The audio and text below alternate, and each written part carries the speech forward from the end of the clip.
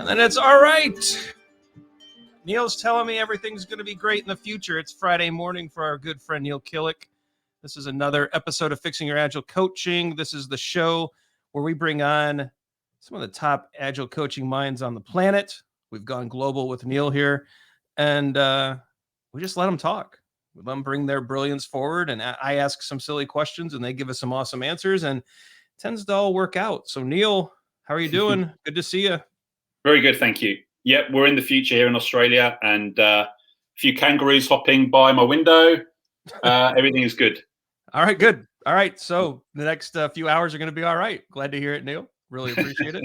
So, of course, a lot of the viewers here, we all kind of run in the similar circles. Of course, Neil and I, we go a little bit back with the no estimates discussions and the slicing and the forecasting and all of those great discussions. And I think we're both veterans of those battles. Neil being one of the big three. I might have been like the fourth or fifth Beatle. But he definitely some great thoughts around. What I love about Neil is, Neil, your work is practical, right? So I think you've taken a very practical, pragmatic approach to the Scrum Master role and being a product owner and trying to get, let's get something amazing shipped. And I really love that about your work. And one of your topics that I think is immensely practical, we'll jump right into it. I'd love for you to start breaking down the 3 levels of story slicing. I think if teams can get this right, like when I've been able to steal a bunch of your work and put it in front of a team, of course, proper attribution, we don't plagiarize, but whenever we're able to like get them to actually right size work, it feels like value just flows. And so I'm wondering if you could work through these levels. First, define story slicing the way that you see it, because I think you have a really good take on it. And then kind of bust through these levels and some of the applications you've seen, some of the teaching ideas that you've seen, and just how all this works. Is that a good enough tee up for you? I think that's perfect. Yeah, look, I think I got, well, I mean, I've always been interested in story slicing, I suppose, ever since I discovered, I suppose, agile ways of working. But I particularly, I suppose, found, I suppose in my work as a consultant, I work with lots of different organizations and lots of teams. And slicing is a universal struggle. It's one of those things that every team on the planet seems to struggle with. So I got quite interested in why that is, because, in my mind, it's quite a simple premise. And, we use slices of things every day, right? I use an analogy of an apple versus a Rubik's cube. So when I'm sort of teaching slicing and getting into the mindset of what it's about, a Rubik's cube and an apple, both of which we can kind of break down into smaller bits, but as soon as a Rubik's cube broken down into smaller bits is kind of useless, and each of the bits on its own is useless. So each of the parts of the cube is useless. In fact, if you put the Rubik's cube half together or 3/4 together or 99% together, the whole thing's still useless. Whereas an apple, you take a slice of an apple, you could throw away the apple and I can eat apple. I'm getting appley goodness from this slice. I don't even need to know where the apple came from. I can eat apple by having a slice of apple. So I started to try and think about how I can, I suppose, frame slicing in a way that is accessible for people.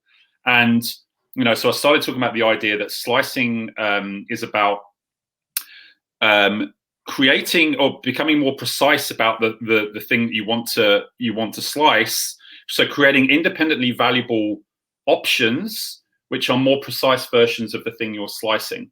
So, and each slice needs to be, like I say, independently valuable, meaning I don't need, like if I slice one thing into 5 things, I shouldn't need to deliver all of the 5 things to get the bigger thing. I should only need to deliver one of those things to get the essence of the thing I'm slicing.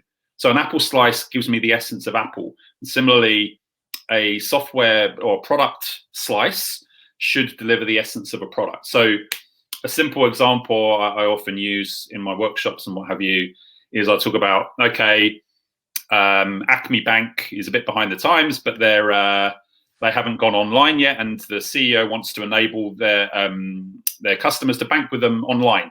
Okay, so there's a top level capability there, if you like. There, we want our customers to be able to bank with us online.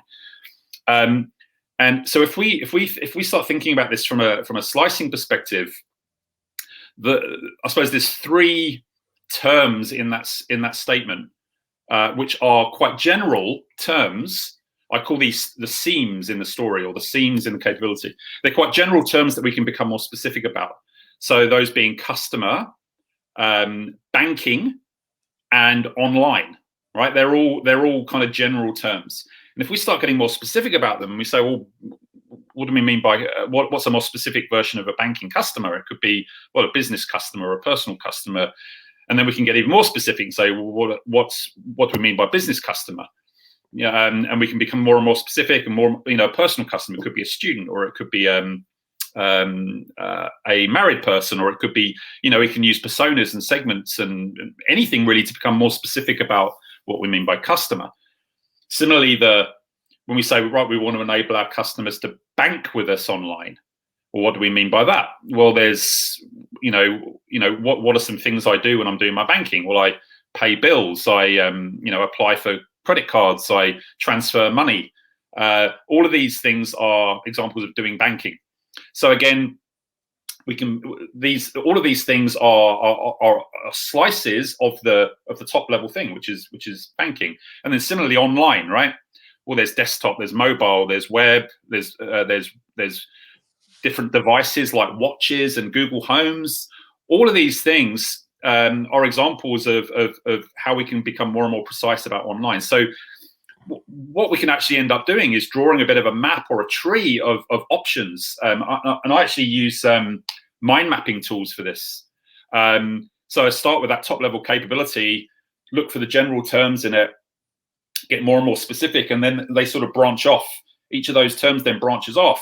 And what we end up with is a set of options about how we can actually take a capability from this big, this big globulous enable online banking for our customers, which would typically then go off and turn into a big program of work in your typical organization, and actually narrowing it down using this slicing technique into some sort of more specific, valuable option that we can use. So we can zone in on a particular type of business customer. We can zone in on, for example, paying bills as a capability, and we can zone in on, say, a mobile app or even an iPhone app as a starting point. And by doing that, so just by enabling business customers to pay their bills on their iPhone is an independently valuable thing to do.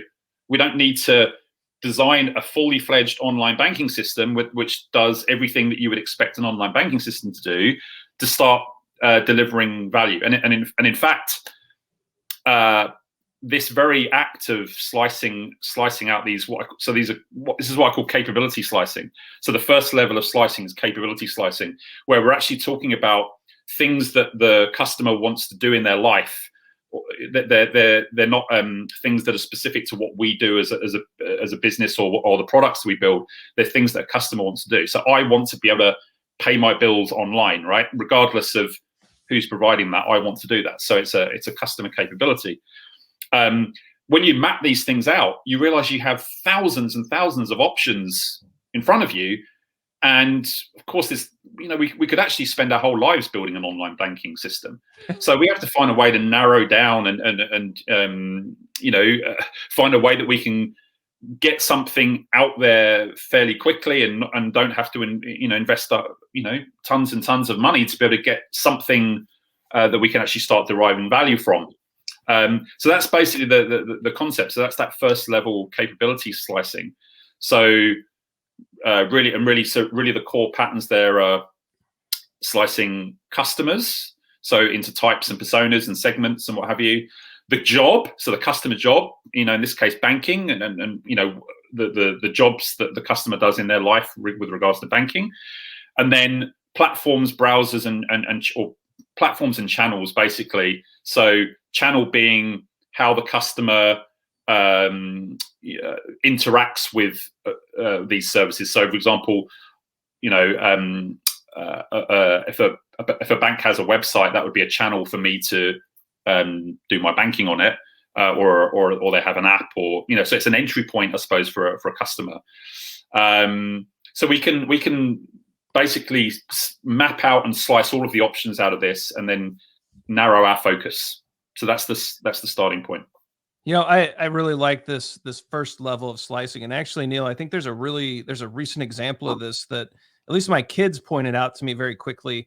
It wasn't so long ago that we subscribed to Disney Plus, right? And of course, if you have, I think my daughter's 5, my boys are 8 and 11. Of course, we have Disney Plus, like Mandalorian, like this is the way, right?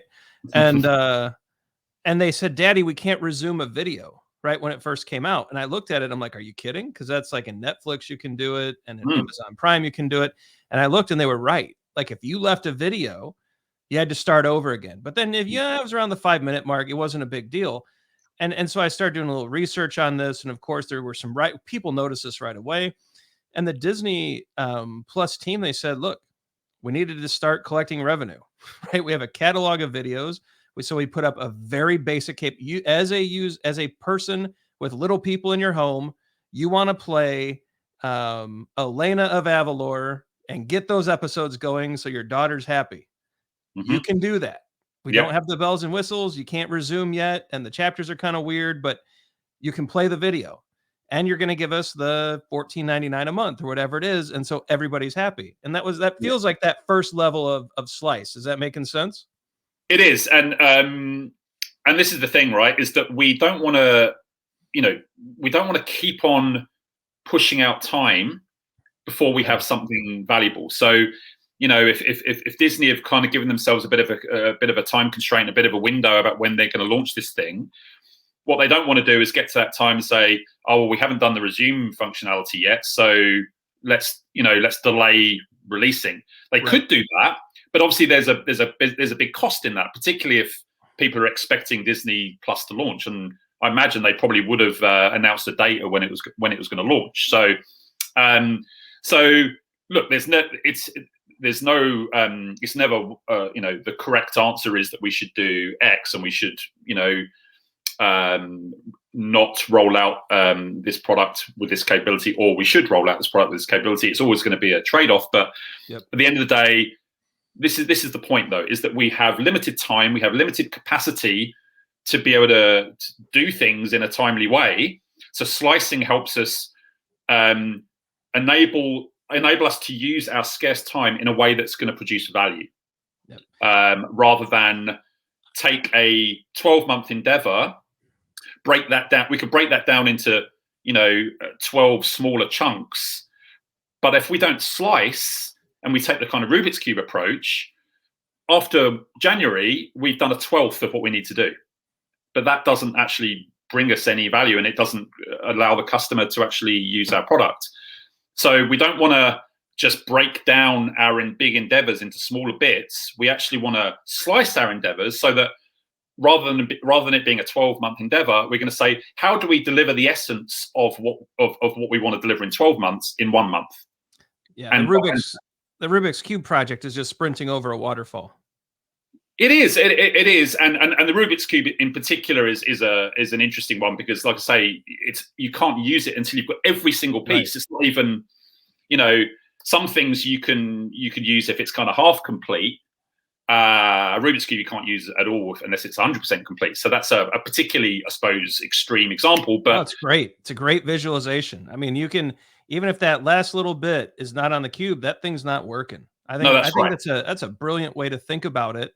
And I really like level 1, right? So we have the personas, we have the capabilities, and we have the medium or the delivery. Yeah. So how do we get it? What's level 2? What does that look like? So level 2. Well, I suppose the broader level, levels 2 and 3, I call implementation slicing. Okay. But I break that down. I break down implementation slicing into functional and technical. Got it. So functional slicing is about saying, okay, we're going to pick. So the idea is that, how this would work in practice is that we do this capability mapping. So we get around a whiteboard, a virtual whiteboard or a physical whiteboard. We do this mapping out and we say, all right, where are we going to narrow our focus on? What is the specific customer segment, the specific capability, for example, pay bills? and the specific channel, be it like a mobile app or whatever, where are we going to focus our efforts?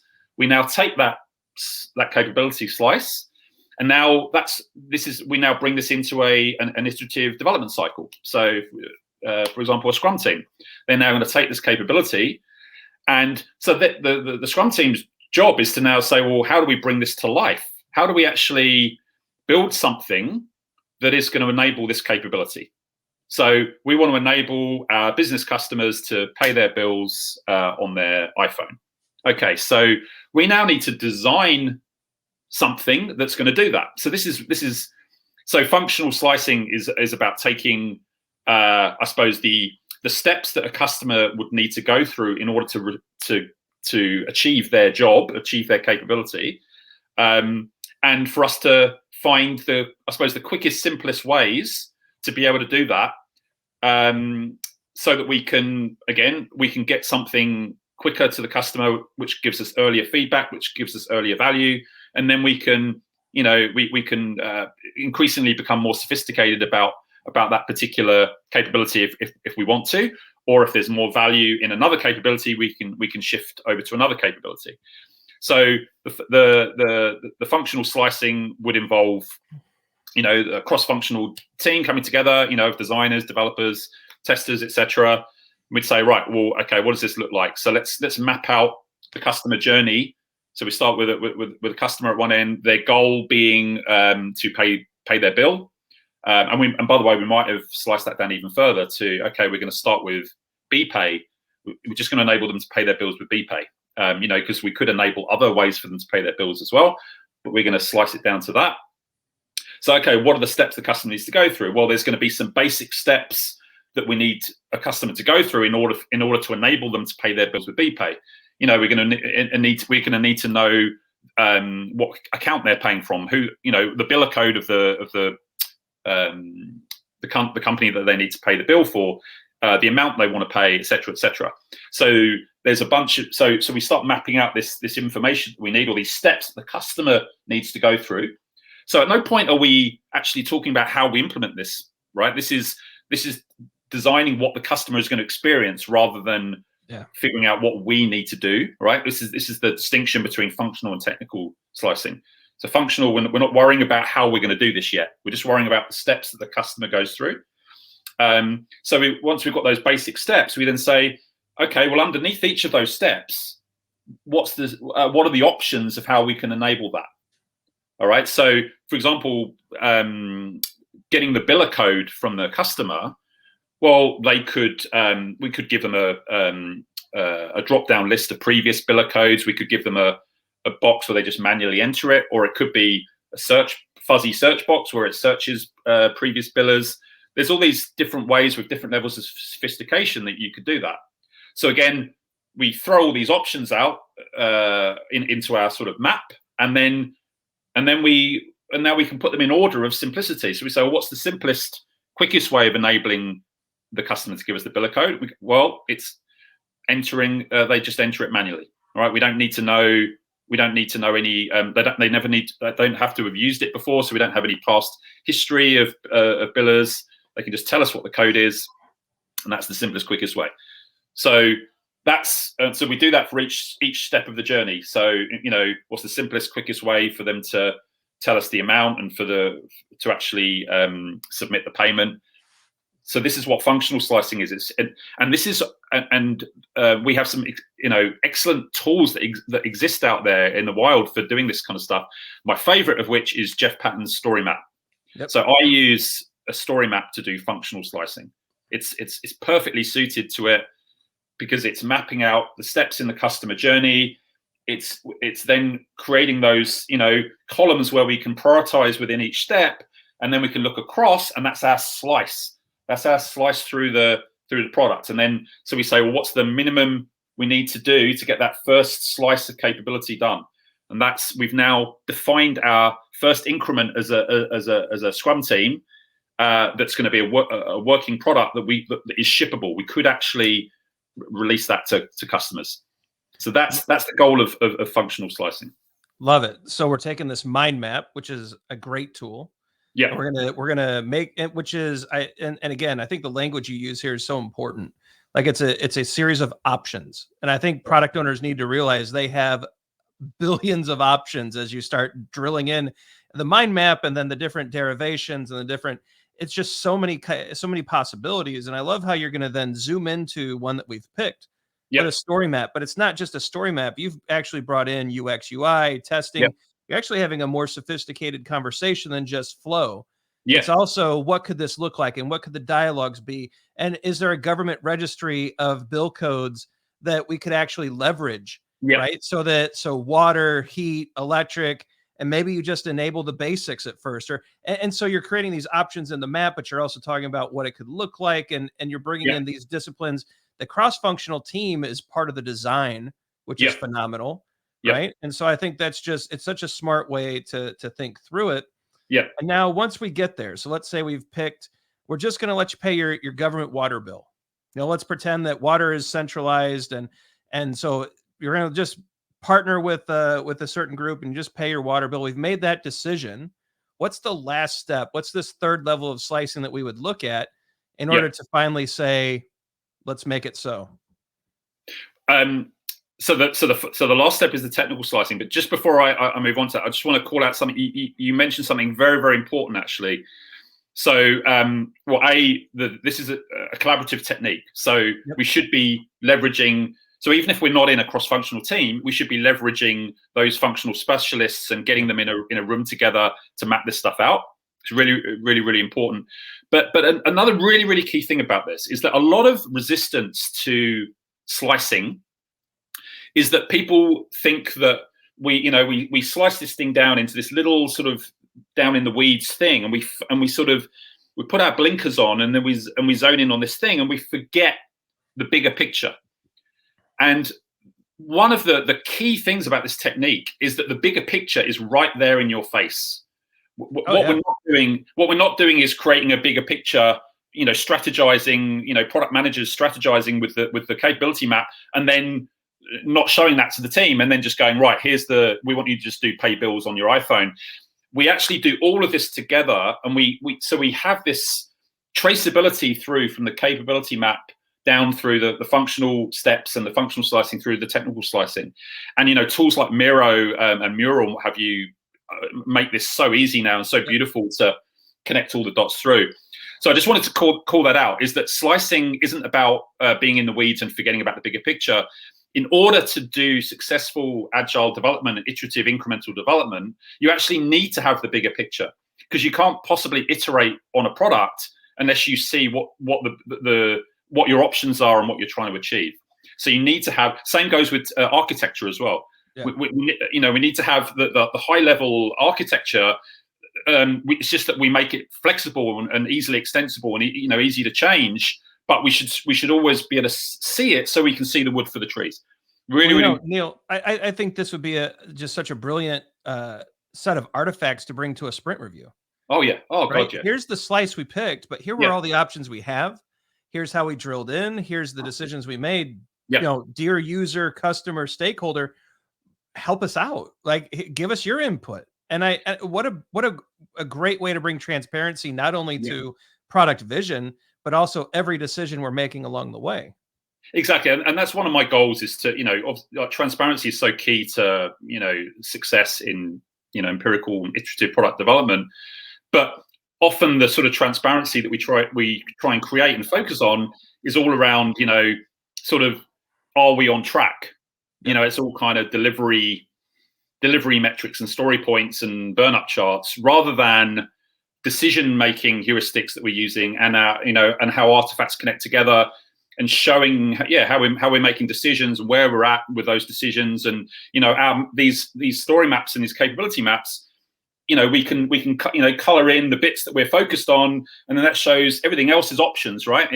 It's not a list of stuff we have to do. It's all options, and we will shift our focus. We will iterate on this one capability until such time as there's more value to shift to another capability. So it also really helps the team get into the mindset of agility, not just in the sense of delivering small bits and releasing it to customers, but actually being able to turn on a sixpence and say, you know what, we've done enough with this capability now. We're now gold plating this billing thing now. We've now got like dancing fairies, and it's gone beyond just being able to pay your bill.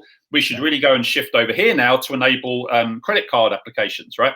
Perfect. So yes, all of this is in mind when I sort of design these kind of techniques. It's really, really helpful. Just wish more companies would like open up Miro, because so many of them lock these kind of cloud services down, which is a shame. But anyway, jumping on to, okay, so we've defined our functional steps. We've got our story map. Now it's a case of, okay, well, what do we actually need to do as a team to be able to enable that? So now this is where, you know, the makers, if you know, the doers in the team, we now need to, you know, obviously do things like, well, what are the technical tasks we need to do, but also, you know, do we need to are we going to do some sort of lo-fi wireframes, or do we need to, you know, draw up some mock-ups, whatever it might be? It's all of the doing of our cross-functional team, the things we need to do to enable that capability. And again, from a technical perspective, we can slice. There are patterns for, you know, levels of sophistication of how we bring a piece of functionality to life. So, you know, some sort of typical patterns within here. So, for example, if we're building a new product, we don't need to scale to, like, you know, 1 million users right away. So we can slice our sort of a view on scalability, and we can start with lower performing technical solutions until such time as we actually need to solve for a larger scale solution. Security protocols, you know, other kind of technical design decisions, any kind of performance, build versus buy, third-party libraries, all these kind of things. We can make conscious choices about how we can do the simplest, quickest thing right now, and then if we do need to scale up and if we do need to become more sophisticated, we can do that. But we're making a deliberate choices in how we do that. So. And so for the technical slicing, it's a very, very similar concept for functional in terms of how you do it. Again, now we map out the sort of high level tasks that we need to do. You know, so in this case, it's going to be stuff like, well, we need to the customer's going to need to log in, so we need to get the customer's details. We're going to need to get their account details. We're going, you know, when they enter, we're going to need to get the billers from the database. We're going to all these kind of high level tasks that we need to do from a technical perspective. You map them out in the same way, and there is a brilliant technique for this specific situation called the Hamburger Method, which is by the brilliant Gojko Adkich. So he, you know, again, it's very, very similar to story mapping and impact mapping as well. They're all the same kind of deal. It's all about mapping out our options in a sort of tree format, and then narrowing them down and ordering them and finding that first slice. So he calls it the Hamburger Method because a hamburger has like layers in it of burgers and lettuce and cheese and everything else. And we want to take a bite through the burger. You know, we don't want just the patty or just the cheese or just the lettuce. We want to take a bite. So the analogy is you've got your hamburger buns and you've got your tasks, your high level tasks, and then you've got your options of how you technically enable that task, and then you do this as a team. You collaboratively, silently come up with all these options. You know, with no boundaries around this, and then you throw them all up. And then as a team, you can now order them and go, okay, this is the simplest, quickest way to deliver this slice of functionality, and off you go. And again, where there are technical options where there is schedule risk. So, for example, let's say we've got, you know, the simplest option is A, but the next most sophisticated option is B. And actually, if we were to do B, it's going to take us a few weeks. There's quite a lot involved in that work. But if we do A, it's only going to be a few days of work. So again, the importance of this being a collaborative conversation with, you know, the product owner or the customer representative, is that we can openly talk about schedule risk, and we can say, look, you know, we can do option A, but it's it's going to take us a lot longer. If we do option B, it'll be a lot quicker now. It would probably mean we'd have to do a little bit of a change later on. So you can have this open conversation about trade-offs and what have you. And if it's really important to get to market, a couple of weeks earlier, then the product owner might make that decision, knowing that we would, if for example the product does scale up successfully, then we might need to make that change later. That's going to enable it to scale to more customers. So it enables you to have that collaborative discussion again. But that's the third step. I keep thinking, Neil, like these step 1 and 2 just sound like great product backlog refinement discussions. Yeah. And when we're finally ready to pull this capability, this idea, option into our sprint backlog, this third level sounds like the things we ought to be doing during sprint planning. Yeah. Like during we're breaking down the work, we're making our technical decisions. Yeah. I wish, I'm with you. I wish more teams would facilitate, the refinement sessions and then sprint planning just like this. Yeah. So that we actually get to a whole team understanding of value, whole team understanding of direction, whole team understanding of options.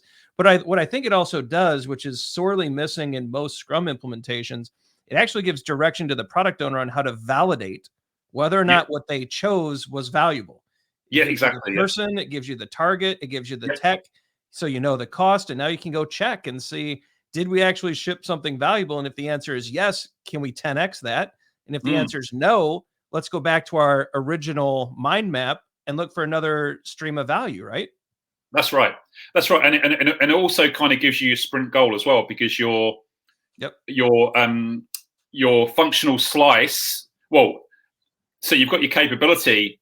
So now obviously, it might take us a few sprints and a few functional slices to actually get to the point where we've actually delivered the capability.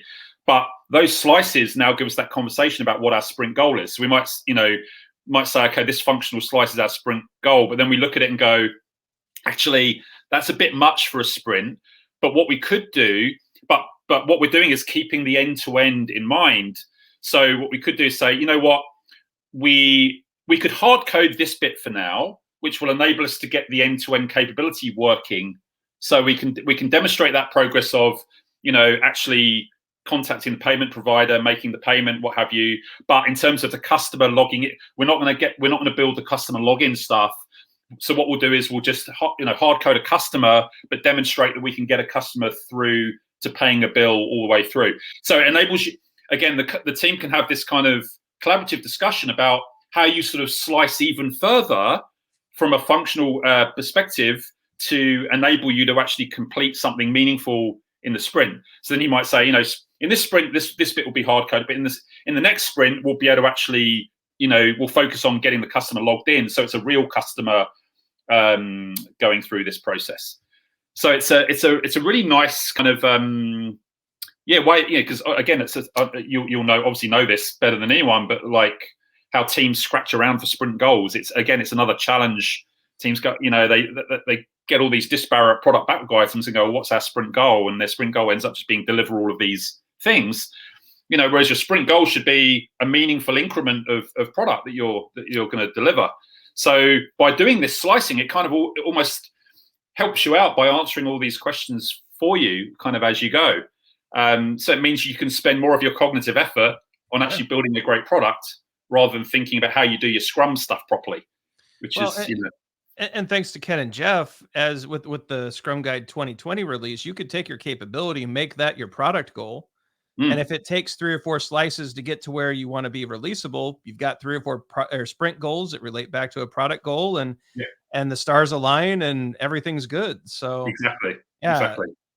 Well, Neil, I appreciate this. I think this is a really good introduction to this idea of 3 levels of story slicing. I think we've tied it back to the Scrum events and some good Agile product management practices. I think it should be abundantly clear to everyone out there, if this is not a technique that your team is using, start investigating, right? Mind mapping, story mapping, the Hamburger Method. Neil, any other resources that you would recommend? Like, I'm sure you've piqued a lot of interest from people where should they also look in order to really deep dive this? Like, where's your book, Neil? Yeah, I haven't actually written that much on this stuff. There is an article I wrote called "The Essence of Story Slicing and Agile Development," which kind of summarizes the capability slicing in particular, and it also links to a really cool kind of graphic which shows some key slicing patterns. Nice. So that's a good place to start, and obviously, read Jeff Patton's story mapping book, read the Gojko Ajkic. He's written a whole article about the Hamburger Method and describes it beautifully. If you Google Hamburger Method, it will just come up. So that's a good place. I'll link those things in the video description. And Neil, I just want to say thanks. This is a conversation I've wanted to have with you for a very long time. It's a topic that, just out of pure selfishness, I'm glad this is going on the YouTube channel, but this one was for me. Like, I really love this topic. I wish product owners would really dig into this because I think this can make the life of a Scrum team and even an organization so much better. So, cool. So thank you for the intro. And I'm going to switch it over to the end screen and encourage everybody to go check out everything Neil Killick. He's on Twitter. He's got a website. We'll link to all of that stuff. Really, really great Agile thinker. Like and subscribe to our YouTube channel. Check out the socials. We've been posting a lot lately. Some videos are going to pop up here. The YouTube algorithm, for some reason or another, thinks you're going to like them. I think you will too. So definitely check them out. And thanks for being here. Thanks for your questions in the comment section. Keep them coming. Let us know what you think of these Fixing Your Agile Coaching videos. We'll try to keep them coming as long as you tell us they're valuable, right? We'll validate some value here. And until next time, try these techniques. I think Neil's given all of you something really awesome to think about, how to break down value, how to get some ideas around product goals and sprint goals and what we can deliver. And try it out. Let us know how it goes in the comments. And hopefully you get some delivery success. We'll see you next time.